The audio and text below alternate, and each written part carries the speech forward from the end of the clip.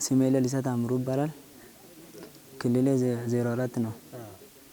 ከመጣሁ ከወለጋ ነኝ። ክፍለ ጦር 31ኛ ብርጌድ 2 ሻለቃ 2 ምድብ ስራ።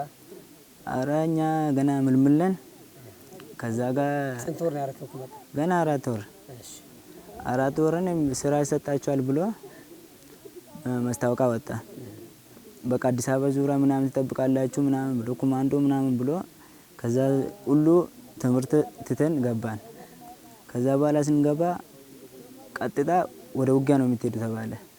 ከዛ በኋላ እኛ ስንጣፋ ተይዘን ምናምን ተብለን ሁሉ ሰው በቃ ከዛ በኋላ በግድ እዚህ መጣን። ከዚህ መጣን። አሁን እኔ ምንም የለኝም ዝም ብዬ እሄዳለሁ። ግን ከፈለጉ ጥይት ያሸክሙኛል። ጥይት ያሸክሙኛል በቃ እንደ አህያ እሄዳለሁ። ግን እኛ ዝም ብለን ወደ ስራ ነው ብለን እኛ በቃ ዙሪያ ጥበቃ ብለን መጣን። ግን እሱ ቀጥታ ወደ ውጊያ መጣን። ኧረ ብዙ ጓደኞቼ አጥቻለሁ። በቃ ወንድማማች ነን ግን ወደ ፊት ግባ ይላል። እሱ ከኋላ ቁጭ ብሎ ያዋጋል። እምቢ ካልክ እዛ ጋር ይመታል በጥይት አመራሩ። ግባና ተዋጋ ይላል፣ ትገባለህ። ከዛ በኋላ ሁሉ በቃ ይፈራል። ሁሉ ሰው መዋጋት አይፈልግም። ግን እነሱን በቃ አመራር ግድ ነው ስለሆነ አለቃ ስለሆነ በቃ ከሞትኩም ብለህ ትገባለህ። ከዛ በኋላ አትተኩስም፣ ዝም ብለህ ነው የምተኛ። ከዛ በኋላ ውጊያው ባለፈው ከመቀሌ ነው ይዞ ነው መጣን። በቃ አጀባ ምናምን ብሎ መኪና ኮምቦ ምናምን ጭኖ መጣ።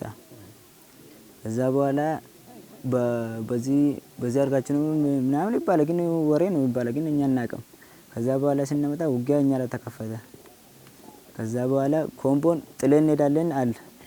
ከዛ ወደ ነው የሚጥል ብሎ ቆሞ ያስፈራራል። ከዛ በኋላ ኮምቦን ጥለን እንሄዳለን። ባለፈው ቀን የተጀመረው ውጊያ ሁሉ ሰው ጥሶ ጠፋ። ከዛ በኋላ እኛ በቃ መንገድም አናውቅንም። በቃ ለወታደር ቤትም አዲስ ነን። ከዛ በኋላ ዝም ብለን ቁጭ አልን። ከዛ በኋላ ዛሬ የኔ ጓደኞች ምናምን በቃ የሚወዳቸው ሲያጣቸው በቃ በቃ እንሄዳለን ብለን ተነሳን ተደራጅተን። ሻለቃውም ተነስ በቃ እንሄዳለን እስከ ሻለቃ መሪ። አዎ ሻለቃም እንሄዳለን። በቃ ይሄ ኮምቦ ከፈለገ ይቃጠል ከፈለገ ይሁን እጅ ሰጠን እንደፈለጉ ያርጉ ብሎ ተነሳን። ከዛ በኋላ በቃ ተነሳን መጣን። ከዛ በኋላ መጣንና በዚህ አድርገን እጅ ስጡ ያሉ እዚህ ጋር።